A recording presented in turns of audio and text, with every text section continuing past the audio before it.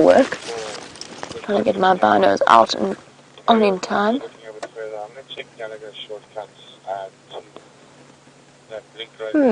Mystery raptor of some kind. Wasn't an African hawk eagle, my apologies. There wasn't enough white on the underside of its wings, but it just turned its body ever so slightly before I could double check what kind of coloration were underneath the wings. A bit too big to be anything else other than an eagle of some description. Right, the lion's gone off the road and he's carried on to the north. Unless that was just a patch of tracks that didn't get driven over, but I don't think so. No. So I had to walk into that little river system. Unfortunately, all I found was some antelope. So maybe those monkeys saw something a bit further away. So we're widening our search arc a little bit.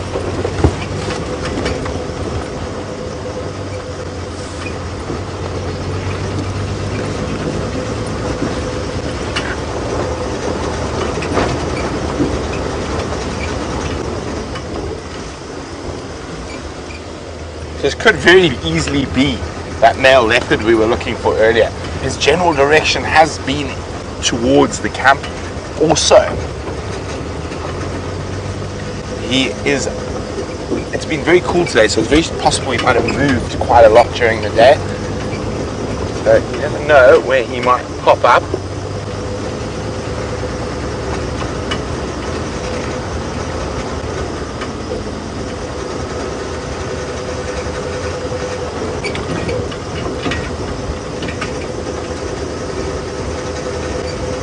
Okay, so no sign here. There's another road that links back down towards that little system of rivers.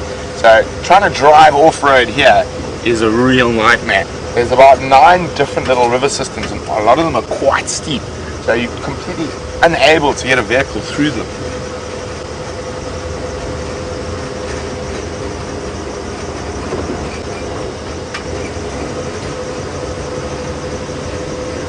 Come on, leopards, where are you hiding?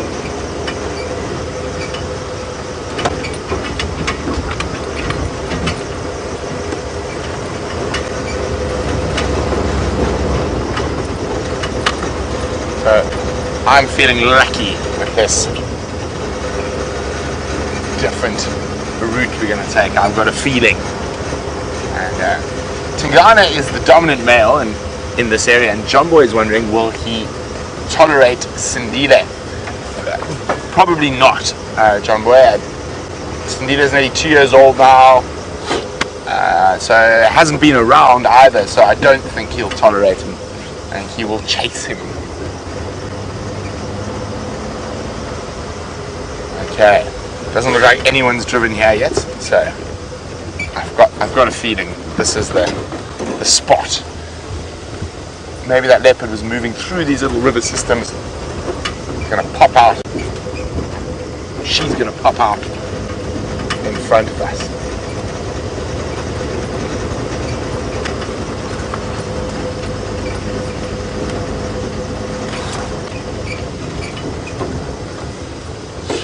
So Jean-Andre and I are checking very carefully. Now, what we look for when we're looking for a leopard like this, so obviously we're still listening, trying to find out if any animal spots it. But the most important thing is that little white tip to the tail. It's just that slightly different color from the rest of the bush, and it sticks out. And that's probably the best way to spot a leopard that's walking through bush like this. You just catch that white tip of the tail. Of course, it's always better if they just decide to walk on the road in front of us. Makes life a lot easier.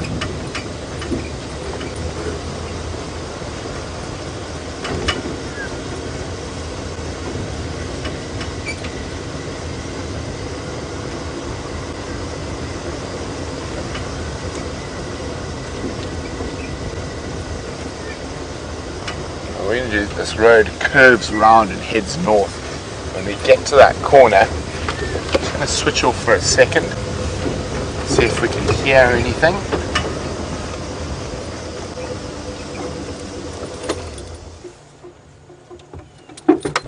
just going to listen again. Fingers crossed we hear something.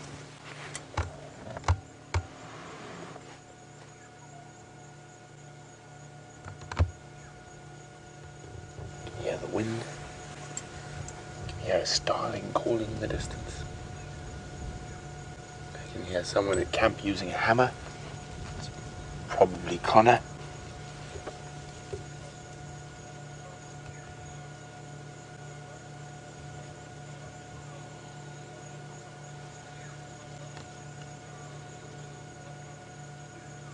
Okay, so no indications of anything. Have you spotted something, Jean-Andre? Negative. You're just looking at the pretty trees. Yes, the pretty trees. Those pretty trees Jean-Andre was showing you there without their leaves on, from this distance look to be, well, one's a dead knobthorn, acacia, and the other looks to be a false marula.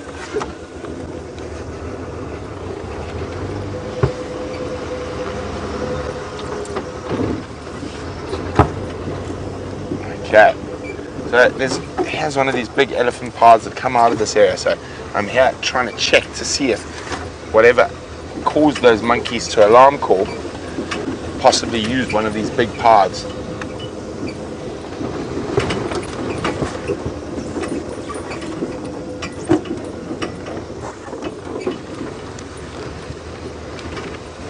Oh, speaking about elephants, not only do they make big paths, they sometimes block our way. I'm just going to try and move this tree quickly.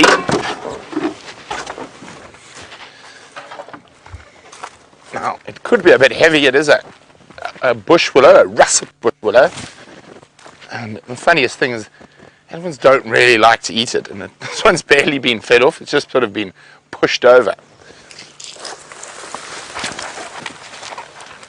Yeah! Let's try this one.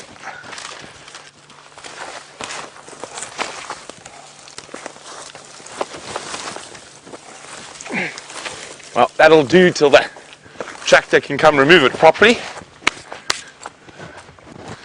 We are getting a lot of that at the moment.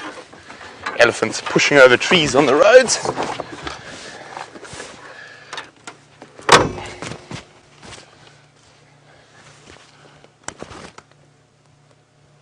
Did I hear a Franklin alarm call? Did you hear a Franklin alarm call?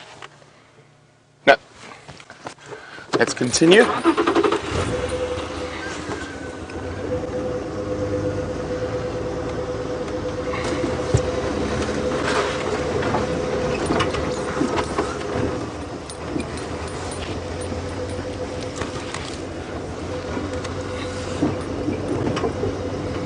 Okay, so there's a route I've seen Tingana take before where he comes up this creek system here and he almost pops out right on the northern firebreak.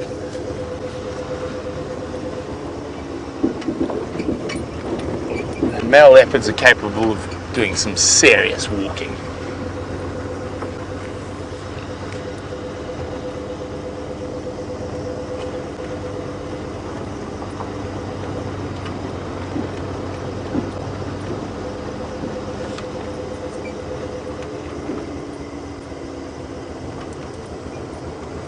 Alas, it doesn't look too promising at the moment. I haven't seen any footprints. I haven't heard any alarm calls again.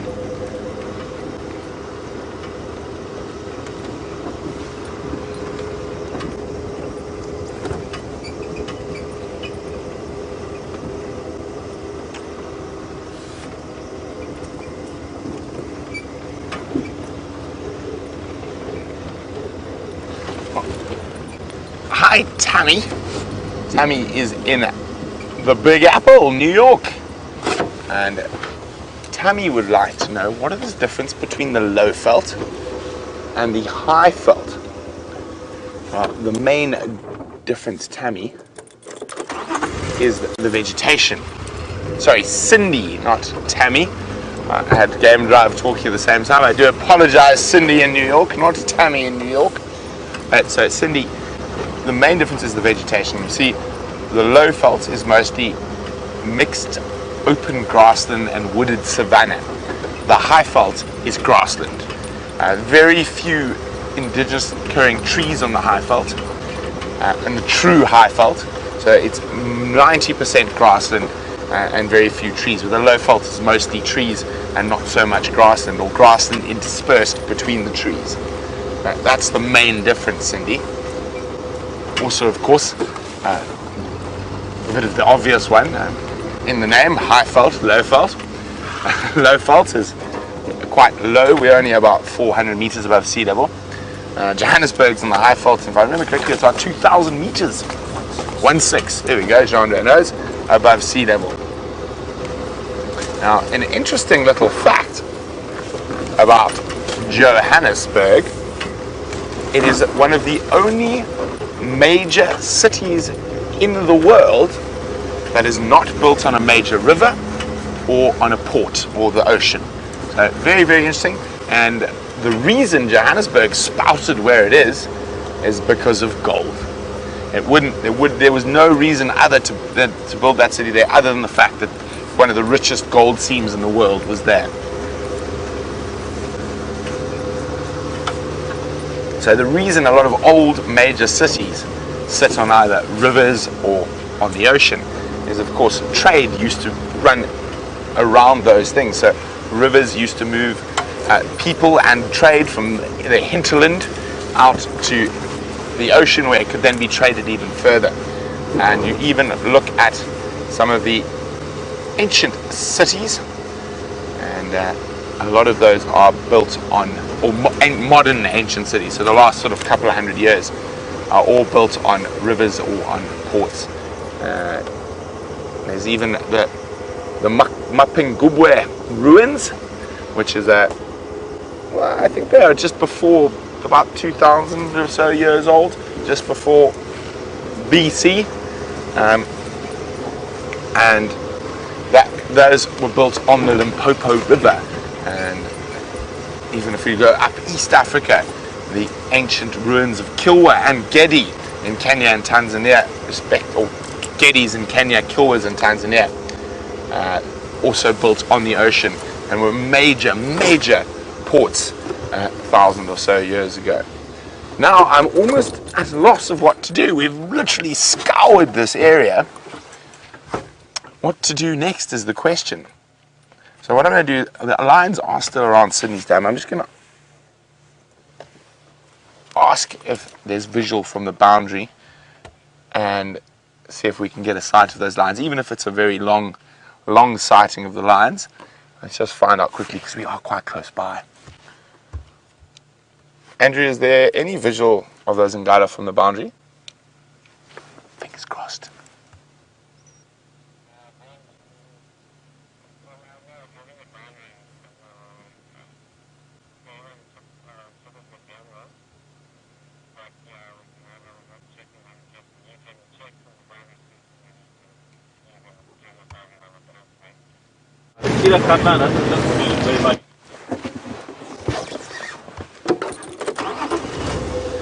Copy, thanks very much, Andrew.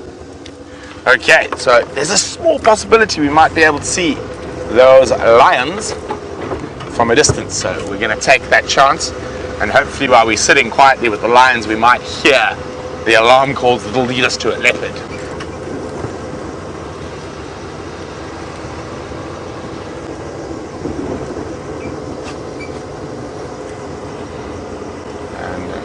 Might get a silhouetted lioness on the dam wall. Fortunately, we've got the big zoom camera.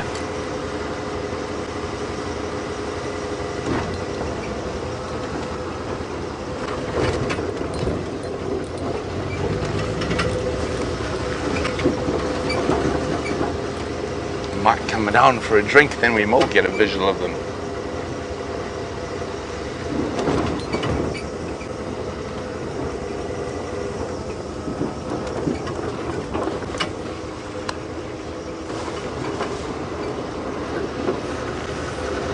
Temperature's dropping quite quickly now. I see Jean-Andre has already beaten me to it. He's got his jacket on. I'm going to follow suit.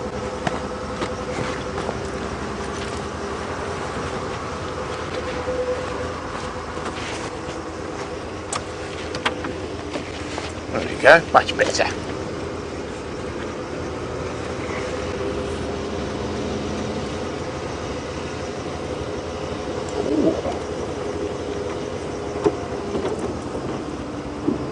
Okay, that's good news as well. So there's a big herd of buffalo on the way towards the dam. Maybe the lions will chase them, because I hear the buffalo they caught is quite small. So fingers crossed. And we couldn't really be in a better spot in positioning ourselves overlooking that vast open area around the dam. So we're definitely going to have to wait this one out, I think.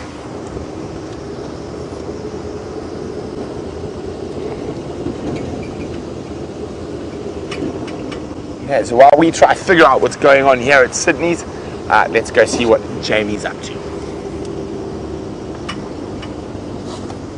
There we go, we have a signal once again. And we're still trying to figure out exactly where that male lion has gone, at the same time keeping an eye out for Tingana's tracks.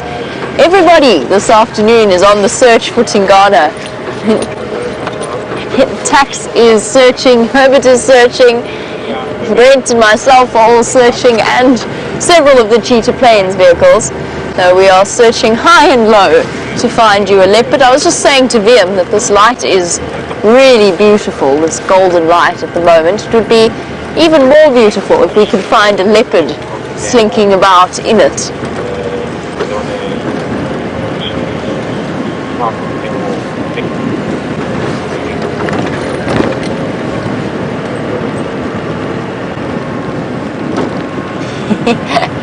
Well, it seems as though Brent is outdoing us on the bird front. He has another one to show you.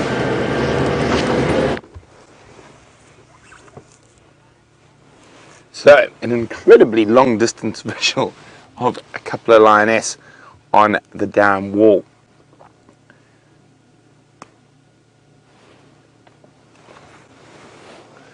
Here we go. And you can definitely see they've eaten, but not too full. So apparently there is a big herd of buffalo on their way down here. It'll be very interesting to see what happens. Now, far more interesting at this very moment than the sleeping lions, these guinea fowl out in front of me, chasing each other around, doing some quite acrobatic jumps. Look, there we go.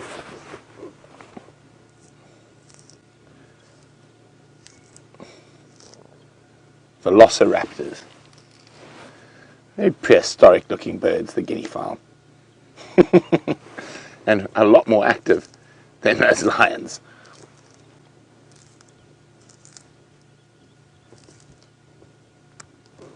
So they flock during the winter months and can move quite big distances between food, and during the summer months they pair off to breed in twos.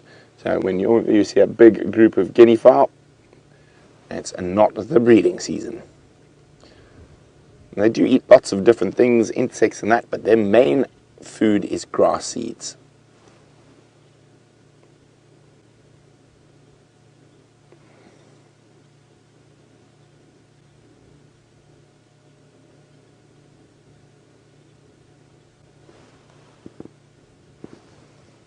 I can't hear that buffalo herd yet, but I have been told they were crossing the access road, which is about 500 meters from here. Quite a lovely spot to sit and soak up the afternoon ambience, with lions in the distance, guinea fowl in the foreground, and some buffalo on the way.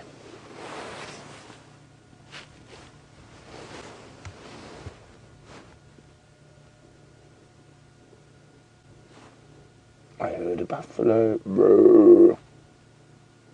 Still quite far away by the sounds of things. Now there's 3 lionesses there, and apparently there is a male. But he is feeding, and the carcass is unfortunately out of sight for us.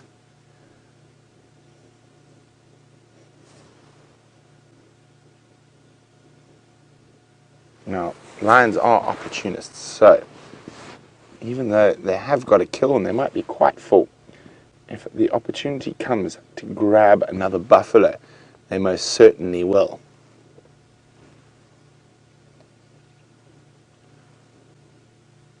every now and then you just hear brrr in the distance. A buffalo heading this way.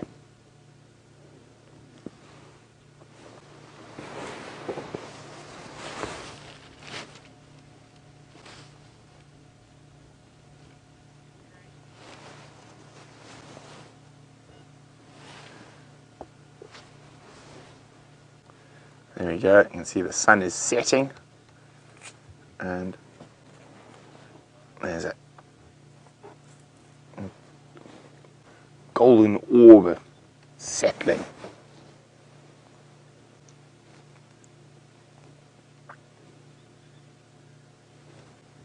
It's a very still afternoon, just some babblers making a little bit of noise.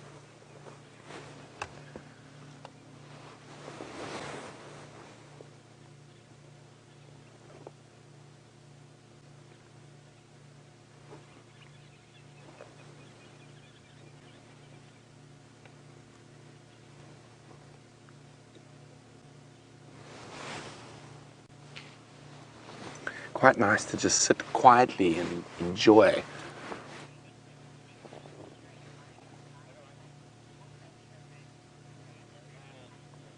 Oh, look at that!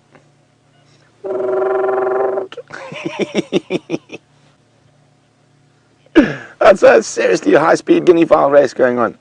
You almost feel like you need a commentator for this race, except it's a little bit pandemonium. No one knows who's chasing it. Oh, there we go.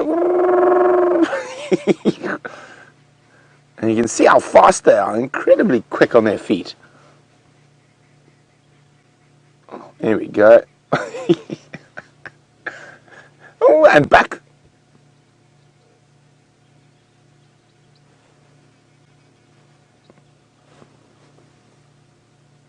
Hilarious. And a few grass seeds to pick, and off we go again. Dun, dun, dun, dun, dun, dun, dun. We almost need to put music to this.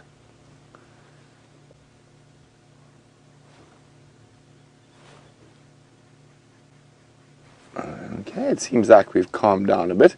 So, before we enjoy a moment's note, are we on the race again?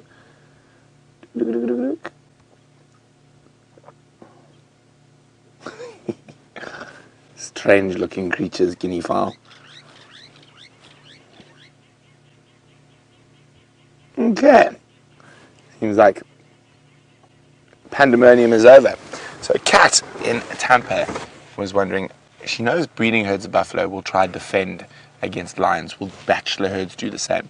Most certainly, Kat. Not as aggressively as the breeding herds though, but they will. So I'm just gonna, let's just enjoy a moment's silence with this spectacular view behind us, and as the sun sets, it's just soak in this African gorgeousness.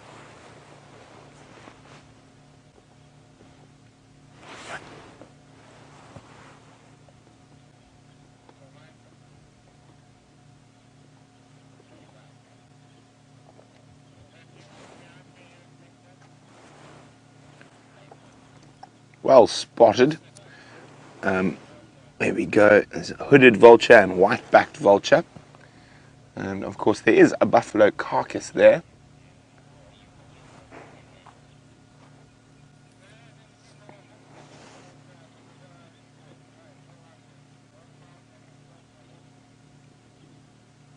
There are the girls. Oh! Look at that. Oh, nice camera work.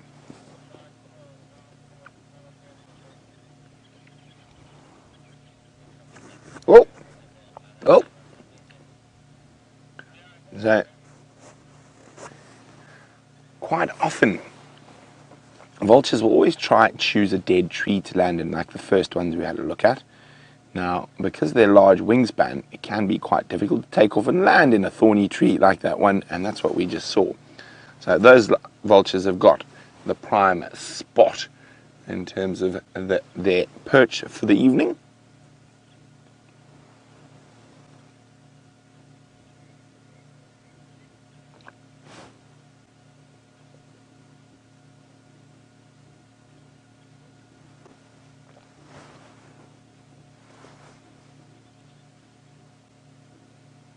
So no movement on the lions.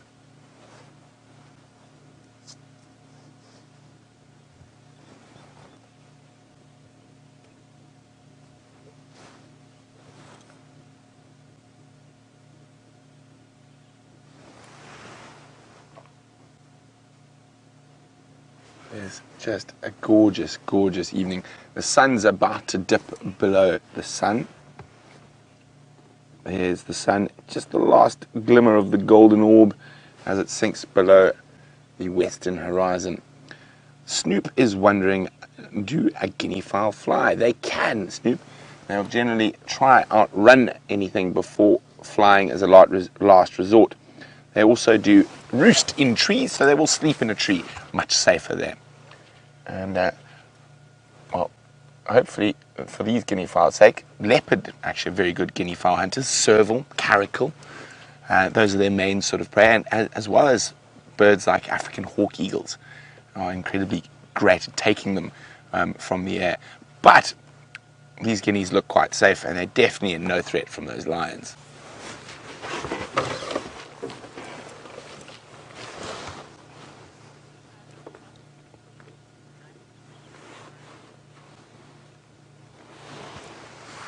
Hi, Lauren. Lauren Pretorius would like to know how fast a guinea fowl can run. I'm not 100% sure, Lauren. I guess probably around 40 kilometers an hour or so. And I will try double check and find out for you. Oh, there we go. Blacksmith lapwing cruising in.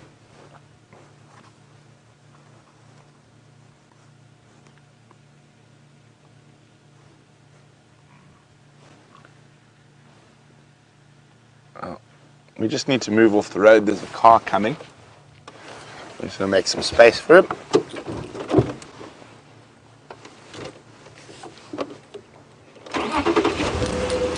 Hi, Rachel. Rachel would like to know, when do the migratory birds start to return? Well, Rachel, probably November at the earliest.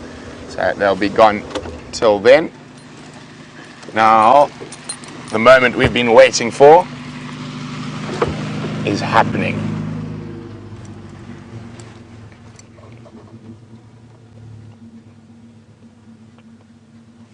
That buffalo herd is about to arrive at the dam.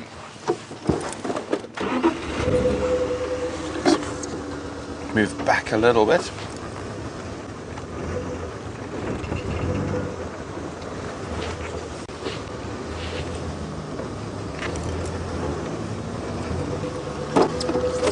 There's a Shambhanyari about to arrive as well. They've caught one. Ah. Oh, really? Awesome. So maybe a third attempt now. Skunkies. Okay, cool. Enjoy, guys. So, they're the lions. They're the buffalo right in front of us. There they are. So Mike just told me there that they've tried to hunt these buffalo, or buffalo coming down to drink, 3 times today already, or twice. They caught one, failed at another. So maybe we'll get to see round 3.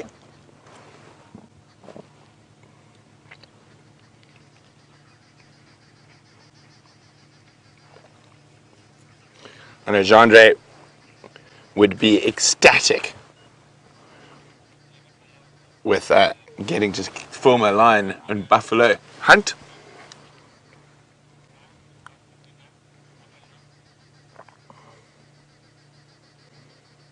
So Rachel, just in case you didn't hear, I said the first migratory birds should only be back around November. So guys, just got to be on the game drive radio quickly.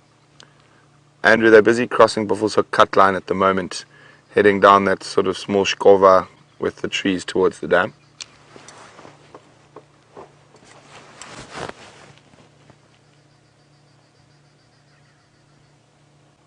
Oh, look, there's a little one.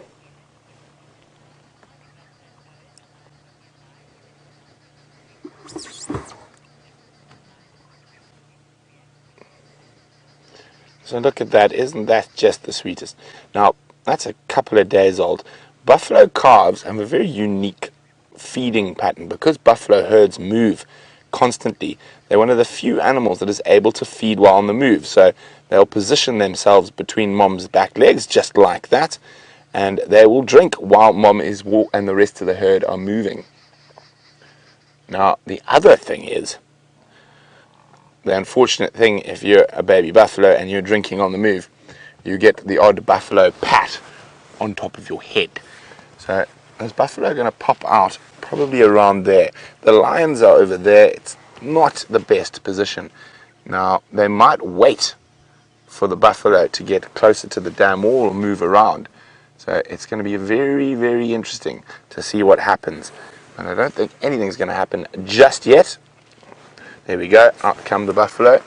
Still no reaction from the lions.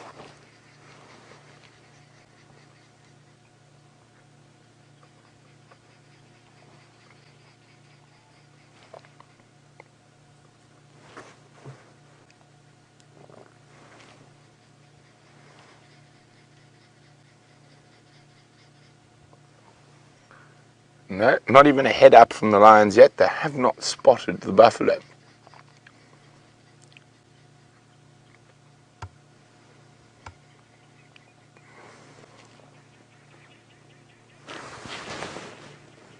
Oh, one lioness has moved slightly, popped herself under the guarri bush.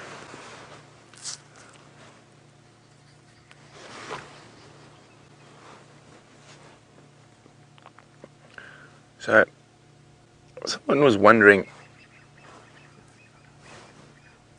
whether the buffalo reacts, or how Ellen in Arkansas, how they react. Do they, when the how do they know the lions are close by? Do they smell them? Do they see them? Well, generally, if they smell them, they become a bit nervous, but they only really react when they see them. And they definitely haven't spotted them yet.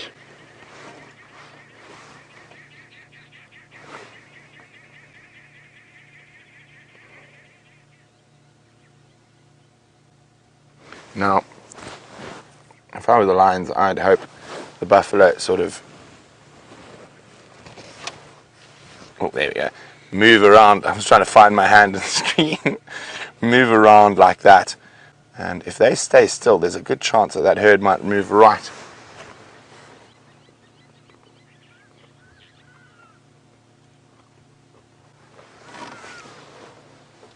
Sorry, Andrew, go again.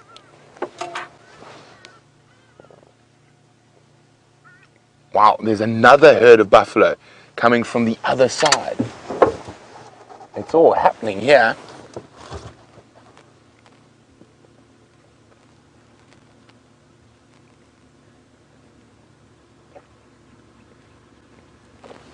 So there's another herd of buffalo coming from behind the dam wall.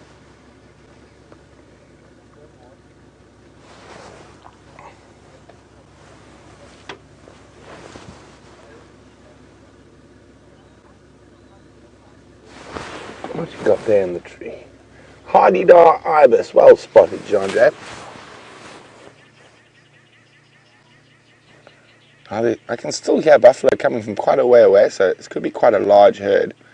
And John, if we come out and to the left, and we go a bit more left, a little bit more left, and a little bit more left, zoom there. That dust is from another buffalo herd coming in. A little bit to the left. There we go. Oh, well spotted. There we go. So, buffalo coming in from two directions. It looks like there's a little movement on the line. They've sort of noticed that they are being engulfed by potential dindins.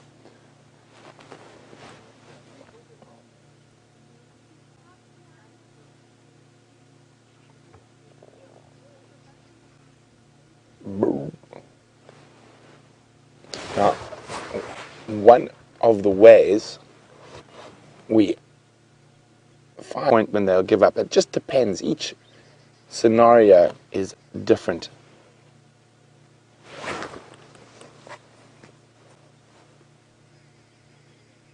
can still hear more buffalo coming from Djuma towards Sydney's, and of course there's that, looks like a much bigger herd coming from the north. And that's just judging on the amount of dust they're creating.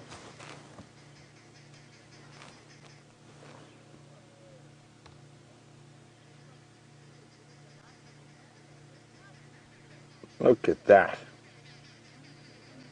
That's spectacular.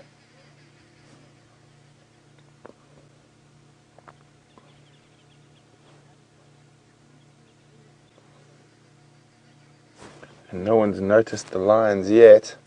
And they could literally almost walk under the lions. Chandra, are you getting a little bit excited? Me too.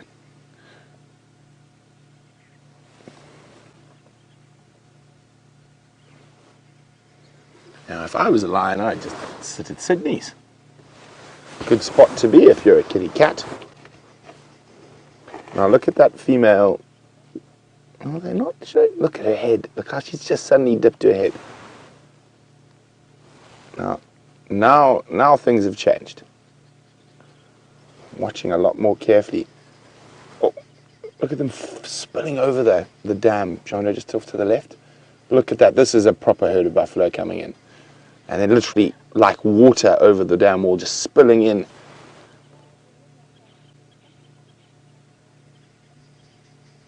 I think we're going to move a little bit forward, because if they're going to go, they're going to go for that herd, I think, Chandra. So I just want to get us on the right side of the bush. So if they do run this side, we not miss any action. Okay, so I just see there's a bush here. I just want to make sure we've got a nice wide view like this, so we get everything if in case something happens. Get Chandra on a nice even piece of road. There we go. How's that for you, Chandra? There we go. Okay, now let's see what drama unfolds here in the African bush.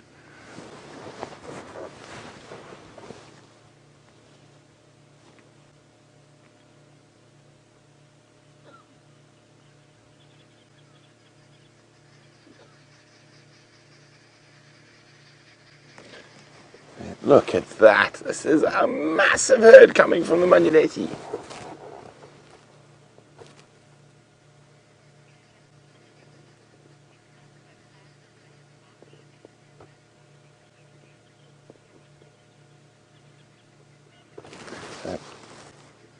Canada Keith is asking, do buffaloes plan a mass march to the water, and how do they communicate?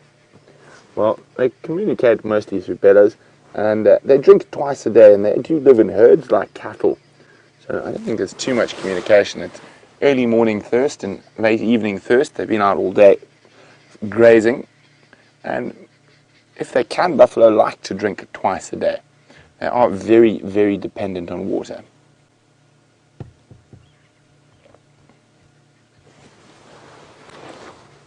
Oh, it's just more and more coming across from the Manuleti. Look at that! Like a sea of buffalo.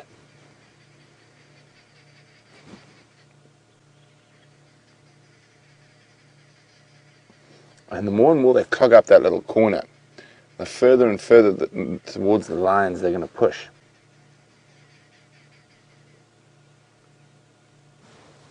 And the other herd are still coming across the road in front of us. See, there we go. They're still coming through. There's just, I mean, there could probably 400 odd buffalo around here at the moment.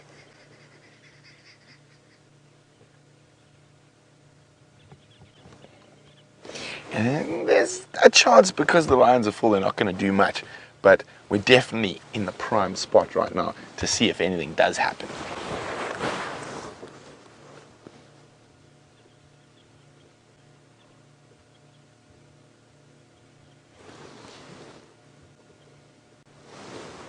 Okay, one lioness up. Buffalo still haven't spotted her. Oh, there we go. Little stretchy stretch. Is it time to catch a buffalo?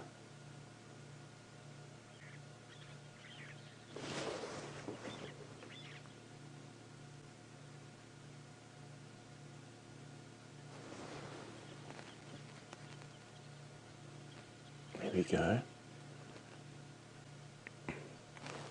Now the buffalo still haven't spotted the lions.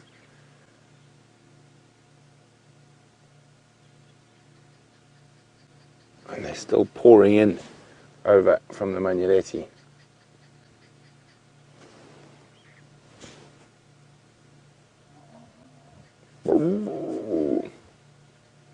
There's a bit of bull chasing another bull.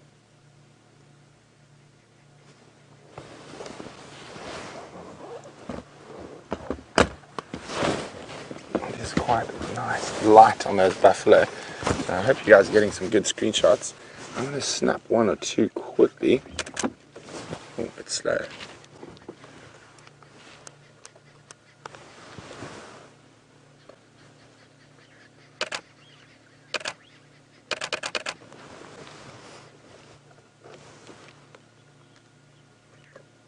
So if you're snapping screenshots, don't forget to share them with us.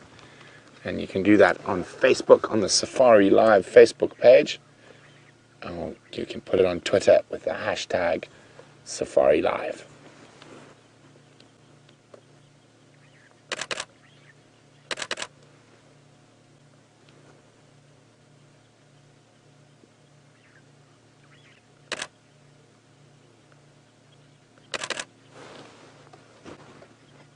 So, no movement from the lions yet.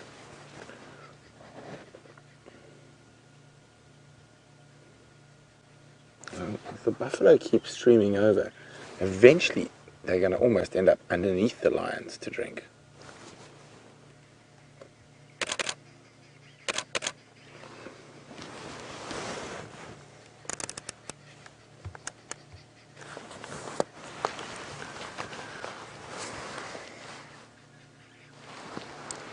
Have they been spotted?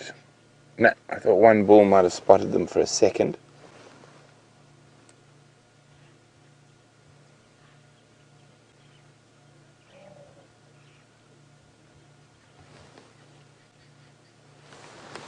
I can't believe it. The other herd is still streaming. So I think by the time these two herds have joined, there's going to be over 500 buffalo here. I think they're still going, just a constant stream in front of us. It's definitely the biggest group of buffalo I've seen since I've been at Safari Live. And I mean, we can't even see a whole bunch of them that are still coming across.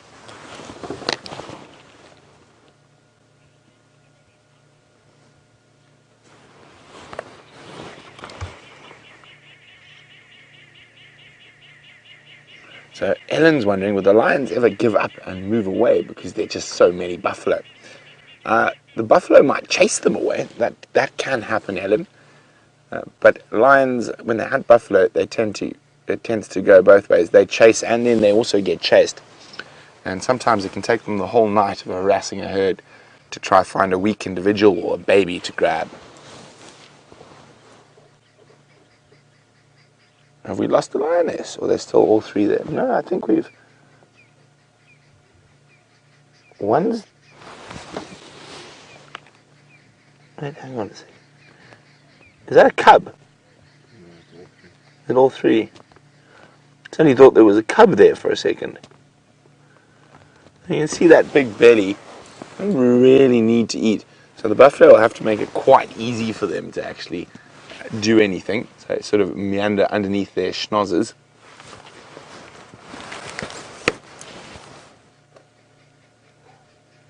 There we go. One's off on the stalk. There we go. Suddenly, stuff is happening. Look how they're flattening themselves to the ground. I think there's a buffalo walking along the dam wall. I can't really see. There could be some others coming up closer. But we're going to stick on the lions. There we go. See, there's those buffalo in front, but there's still more to the left.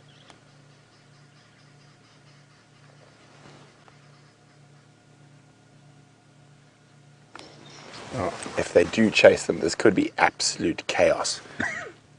Bless you, Jean-André. Thank you.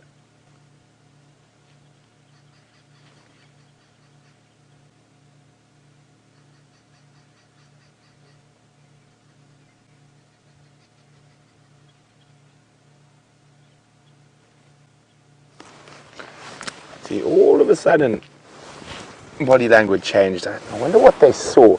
Maybe there was an injured one, or maybe a baby came a little bit closer, but all of a sudden there's a little bit more intent in these lions.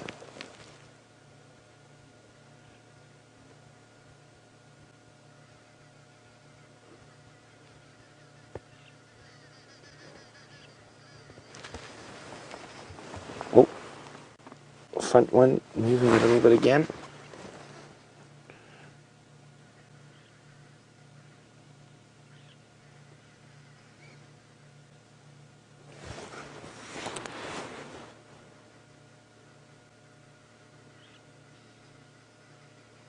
Who's ready for a stampede?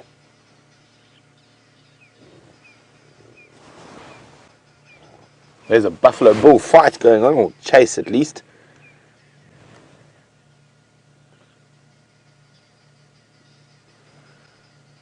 Now, see those buffalo there? If they keep walking down the damn wall, they're going to literally step on the lions. Look, is that little calf got a sore leg? No.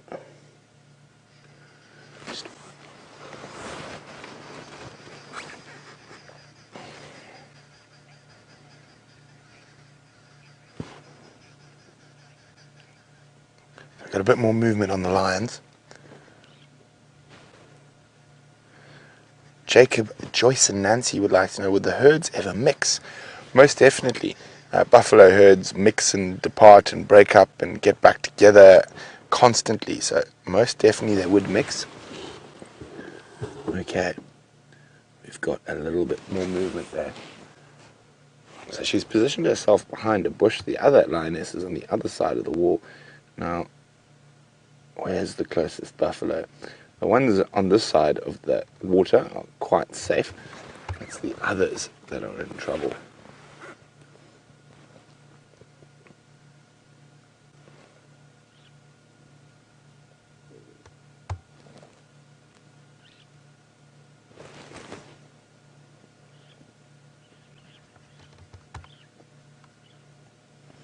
Amazing, the buffalo have not spotted them yet.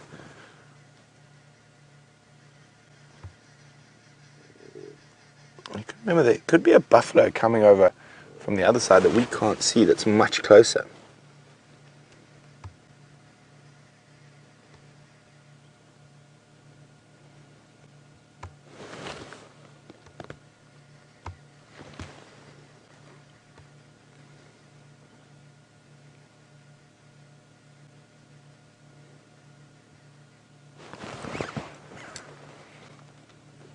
She might have ducked behind the wall, and depending on where she chases them from, they could run straight into the other two females.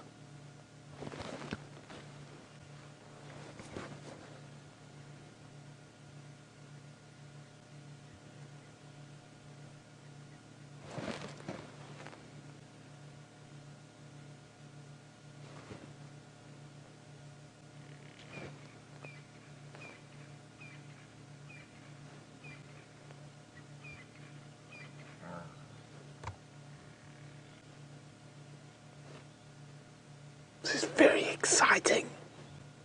Come on, Nkuhuma ladies. If they are, then Nkuhuma ladies. Come on, lions. Go team feline.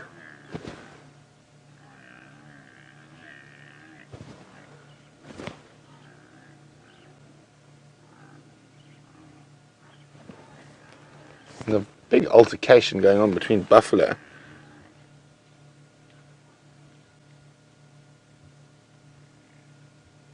Someone was getting bullied, was complaining profusely about it.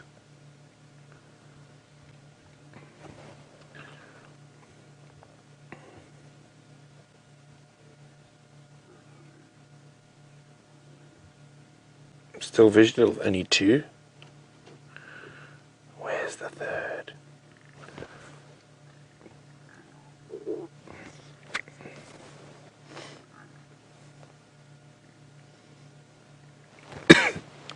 Well, the second female's going behind that bush.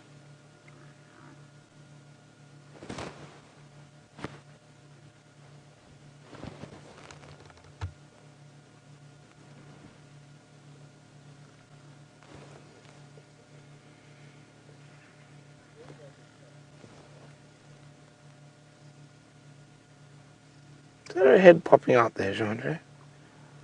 On the left of that bush that she went behind.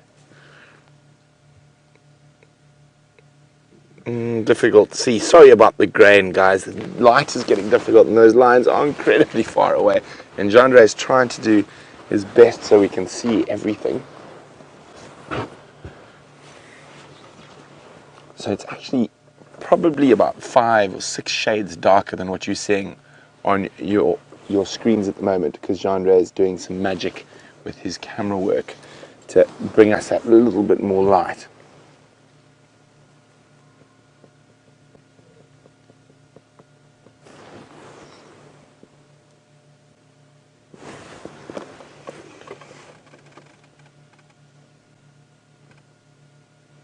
Come on, lions.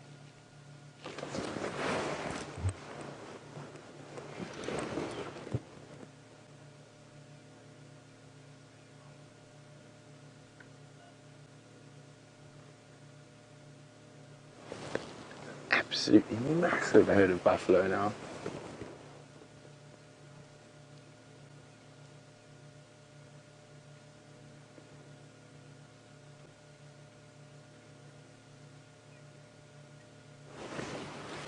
Look at that. The dust that they've created.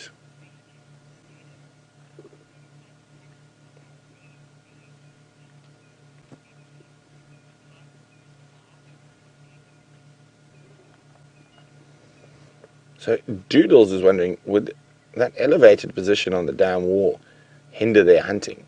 Well, not really, Doodles. Oh, there we go. The third and final lioness is up.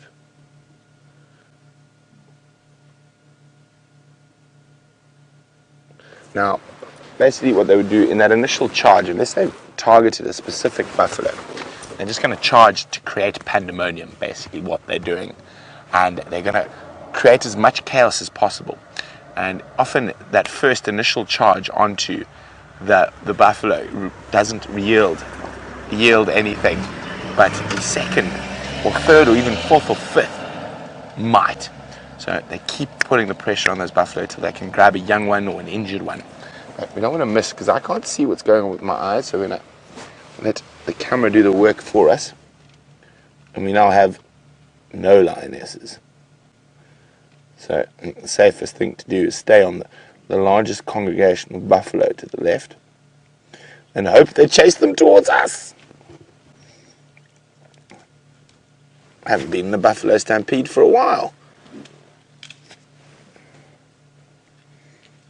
And the head is moving away, finished drinking.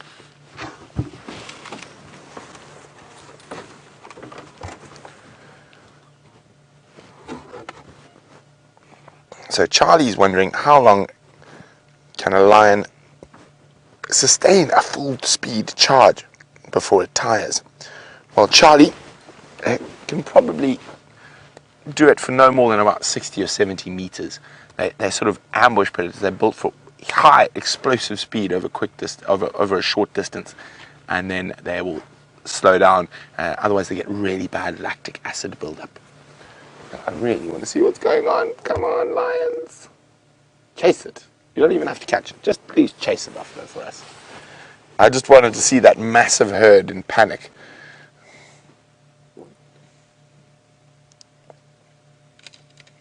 Unfortunately, those buffalo are going away from the dam. So the lions might try to grab them on the other side of the dam wall, where we can't see anything.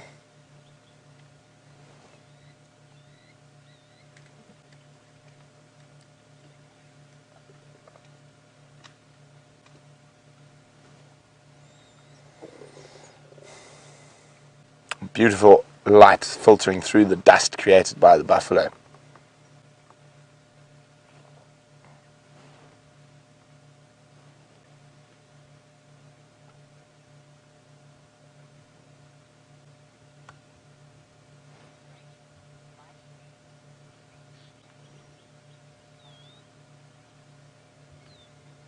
Okay, let's wait a little bit longer to see what happens, but I think unfortunately any action that's going to happen is going to happen behind the dam wall.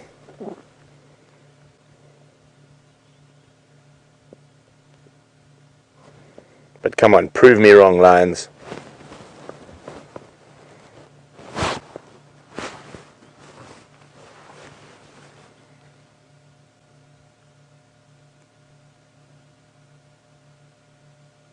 It's almost like they teased us, and then didn't deliver the bang.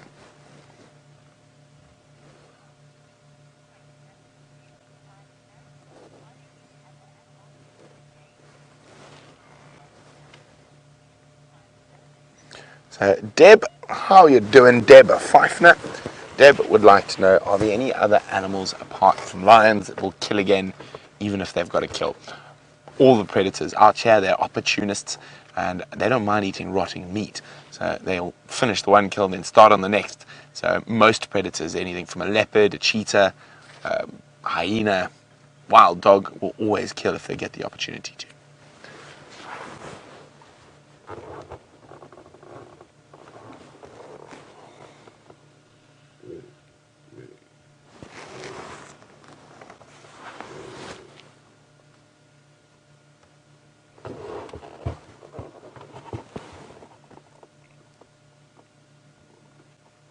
So what we're waiting for is just basically an explosion. And when a buffalo herd runs from lions, it sounds like a roar, like a tidal wave coming in. And we can hear not so much a tidal wave, but a bush being beaten off to our left, which is by a buffalo bull, scratching his head.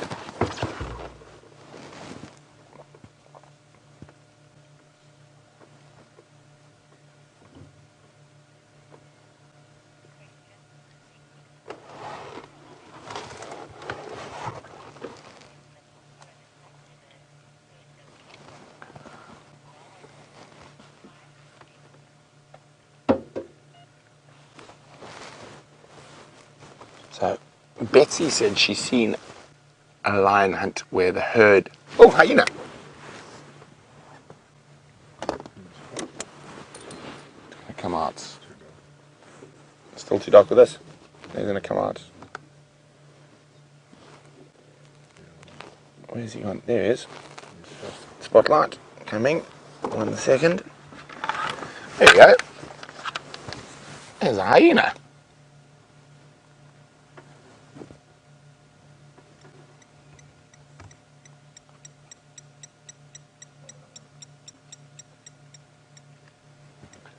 There's a spotted hyena. He's obviously might be able to smell the kill.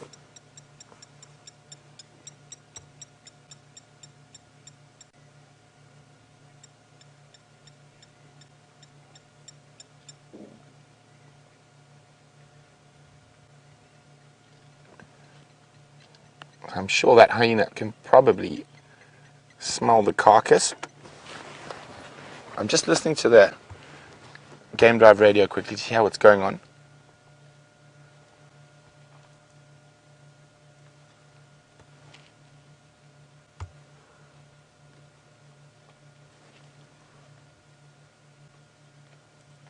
Oh dear. They've followed the buffalo into the Manuletti. Oh dear. Well, that is what it is, and we are live in the African bush, so we have no control over what they're going to do, and we don't do any setups out here.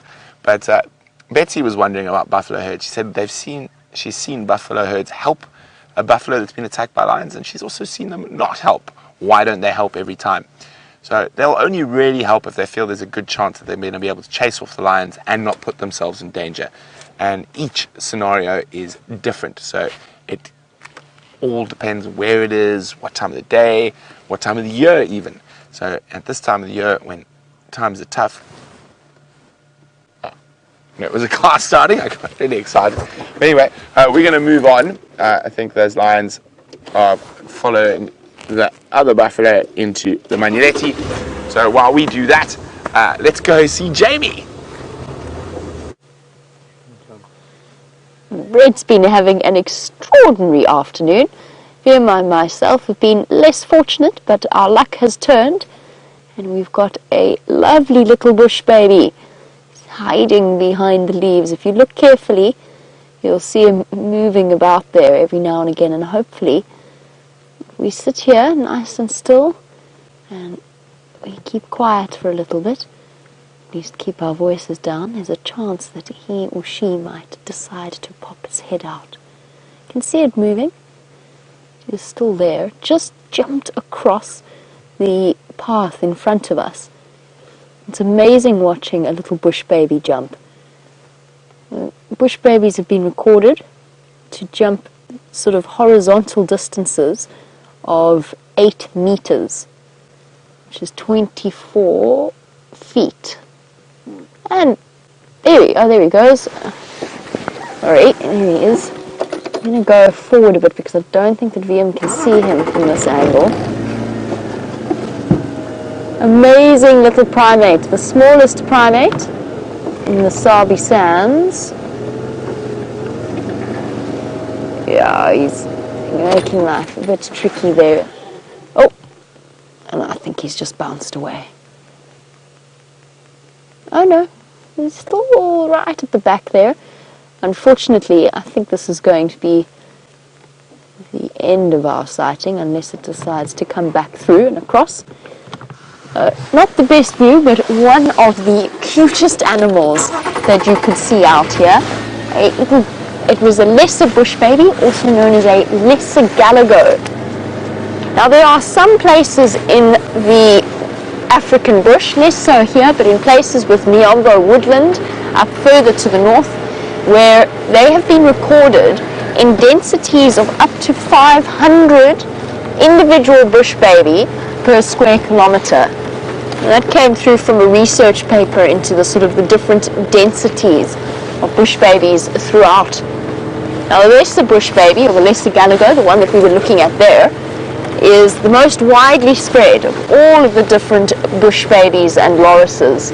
Now they all fall under this particular heading or particular family group, the lorises and the bush babies. The lesser bush baby is the most widely spread of those animals. Now here's an interesting thing about bush babies. Evolutionary theorists believe that the bush baby is one of the most primitive types of monkeys, so they probably are the closest to the primate ancestor, what the original primate ancestor would have looked like. Now, they feed on insects and tree gum, but this is where the sort of the interesting aspect of their evolutionary history comes in.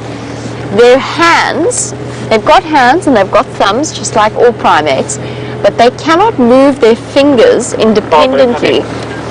What that means is that they've got a very basic grasp. They can open and close their hands, but they can't actually independently move their fingers. And this is one of the reasons, or one of the things that led the scientists to believe that they are a primitive design. The earliest of the prosimians, that little grasping hand. And that's how theorists actually believe that the primate hand developed, with that initial need to grab fast-moving things, something like an insect, for example, which bush babies are exceptionally good at. And it helps that they are phenomenally cute to look at, very fluffy looking.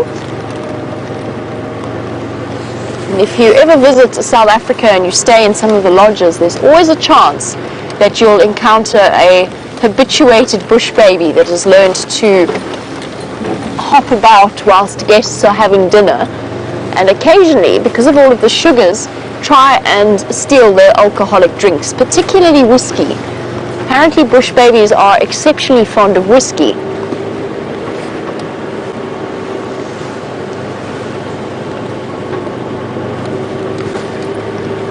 Trying to see if I can't find another one for you. I know that the other day Brent tried to show all of you the family of bush babies that was cuddled up at Mike and Candace's house just next door to our camp. And that's basically how they will sleep. So they're very social creatures during the day, and they'll cuddle up together and spend the day sleeping together, protect safety in numbers basically. very often with a male and then several females. They don't have to be related, but they often are in sort of little family groups.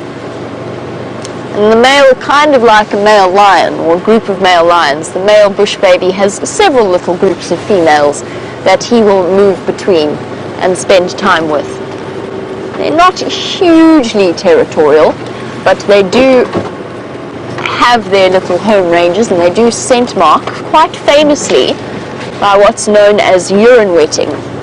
So they basically urinate on their hands and then place it on their feet as well, so that it carries their scent. So if you do find yourself experiencing a bush baby up close, a tame bush baby, just remember where its hands and feet have been. It will probably, if it jumps on you, it will mark you with its distinctive scent. Let's put it that way.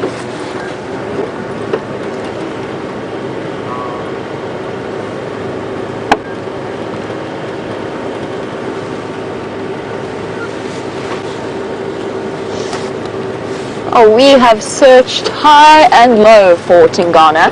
I've driven almost every road that I possibly can on Djuma to search for him. And I just have this funny feeling he's going to pop out at the pan or call right next to camp the minute we finish our sunset safari. I just have that funny feeling that that's his plan for his evening. I think that he's found himself a nice comfortable spot to sleep, spend the day under a bush in the shade, sleeping off a fullish belly. I don't know whether the kill that he had on Torchwood was a large kill and was stolen, or if it was just a small snack like a Deka or a Steenbok or maybe a baby warthog that he finished in one sitting. But either way, I suspect that he is sleeping off a relatively full belly.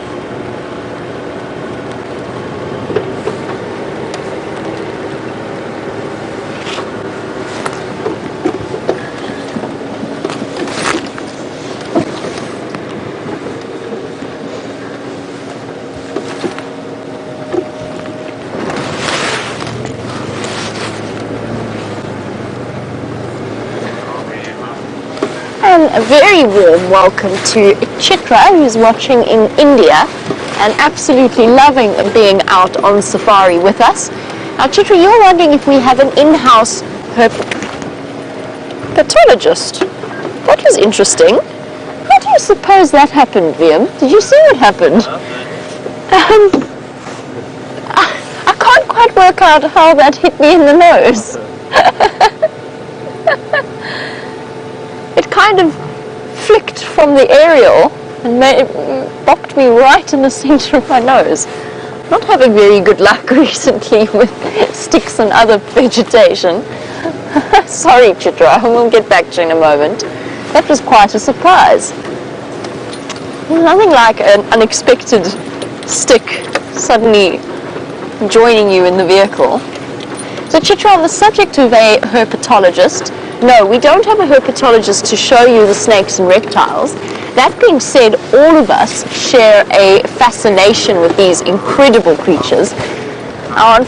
You're joining us sort of at the wrong time to see snakes and other reptiles, just because a lot of them are going not into hibernation, but into a type of slowed metabolism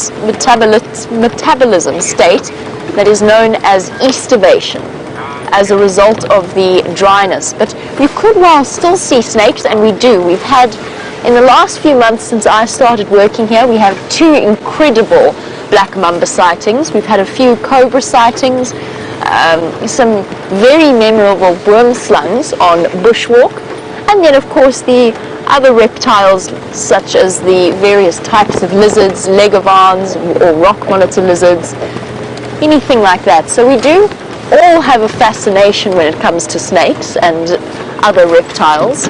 I'm particularly fond of tortoises. I'm a Chelonian fan. I find tortoises fascinating. If you do keep watching, and I'm sure that I have no doubt that you will, you are guaranteed a good reptile sighting at some point that we'll be able to hopefully tell you a little bit about. And but that we could have an expert in every field chat about the geology and the stars and the plants and the vegetation. But as it is, we spend as much of our time as we possibly can, particularly in between drives, learning and taking in as much information as possible. We'll keep you up to date on reptile sightings, and I'm sure that some of the regular viewers out there have many reptile sightings that they have enjoyed, and probably some that stand out. I feel as though my black mamba sighting was quite incredible. The first one we had, I came around the corner and a black mamba reared up at the car and then body slammed into the ground, which is one of their ways of intimidating before biting. They've got a terrible reputation as being a very aggressive snake, which isn't entirely fair. They certainly they are, of course, the most dangerous snake to be bitten by. Their venom acts very, very quickly.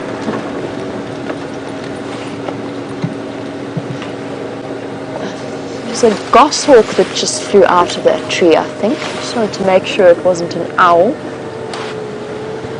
As you know, we don't spotlight the daytime animals, and that includes the daytime birds, the diurnal birds.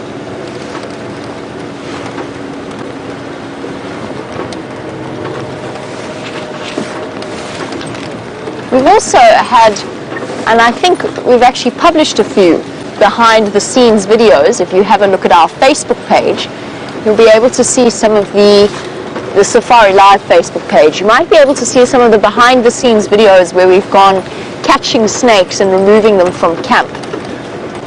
It hasn't happened recently, so you might have to go back in time a little bit, but we've definitely had moments where we've had to either remove or attempt to remove the cobra from the kitchen.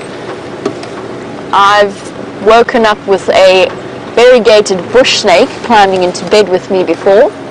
We had a very rare sighting of a snake called a shield cobra.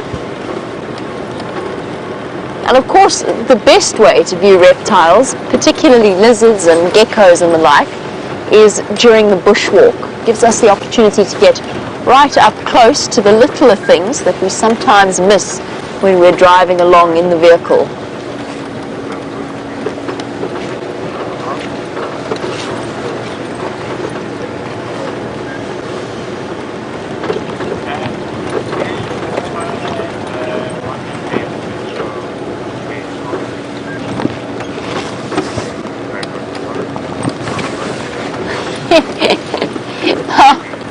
My day's been relatively, let's call it peaceful, let's keep it at that, but apparently the lovely ladies at Final Control have prepared, since this did happen so quickly, they have prepared a slow motion clip of my biggest surprise of the day. So here you go, have a look at this.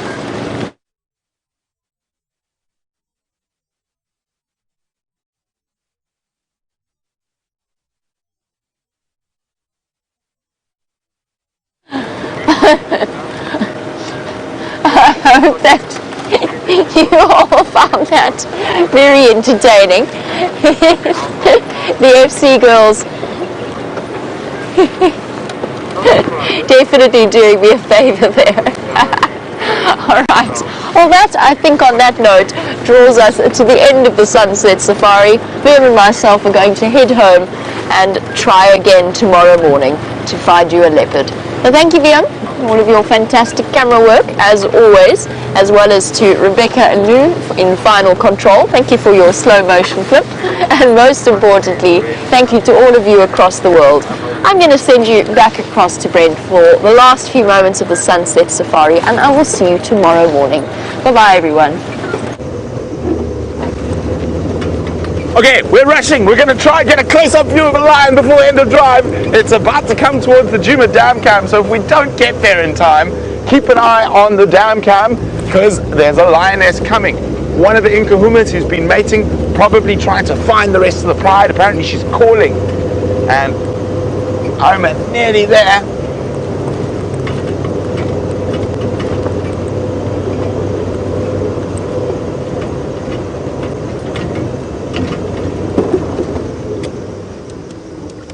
Sorry, little bushbuck.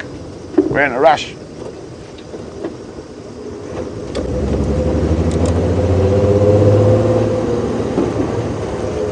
Oh, I hope we get there. Otherwise, I'm pretty sure she's going to arrive at the Djuma dam camp for a drink.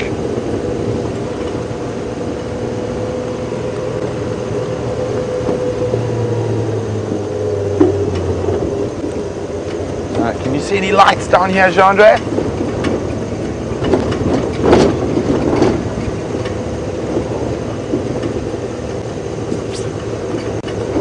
I don't know if we're gonna make it.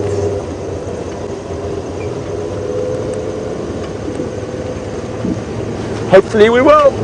We got 3 minutes. 3 minutes, we can do it. Ah. 3 minutes. Somewhere here. Hopefully I don't lose Jean-Andre.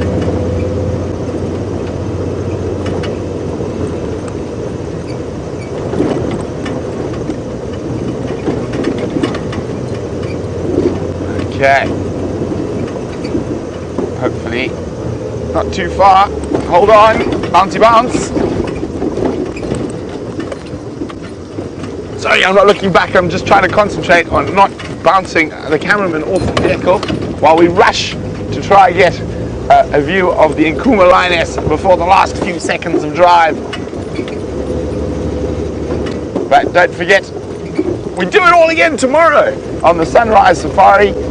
Very exciting. There'll also be a fireside chat tomorrow, and the 1st of June. The times are going to be changing. Yes, I think we're going to make it.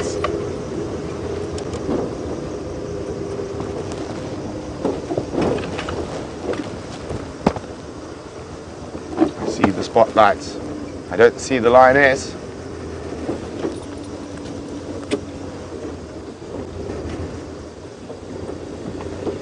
Okay. You see her yet, Jean-Andre? There she is.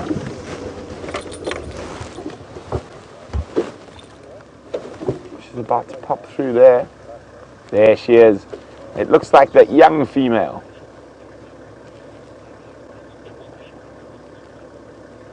So she's definitely looking for the rest of the pride.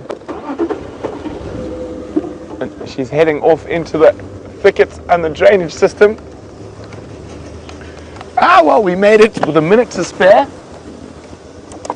Put my reverse light on to get out of the way.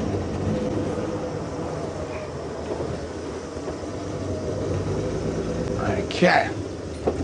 So we're definitely not going to try go down into there. That's into one of those big creek systems, really thick, and especially at night we can't really see where we're going. So, but at least we got a little glimpse of her, and hopefully we'll be able to find them on the sunrise safari, and hopefully Tingana is still about, and we are going to hopefully find a leopard. But anyway, a nice little bit of fun Ferrari safari at the end of drive there to try get you that little glimpse of the Nkuhuma lioness returning to the pride. Now, I still have to wonder, is that really Junior there? Or could it be another young male, maybe from the Talamati pride? But we're going to have to wonder about that till tomorrow, and we'll see you in a few short hours. Toodaloo!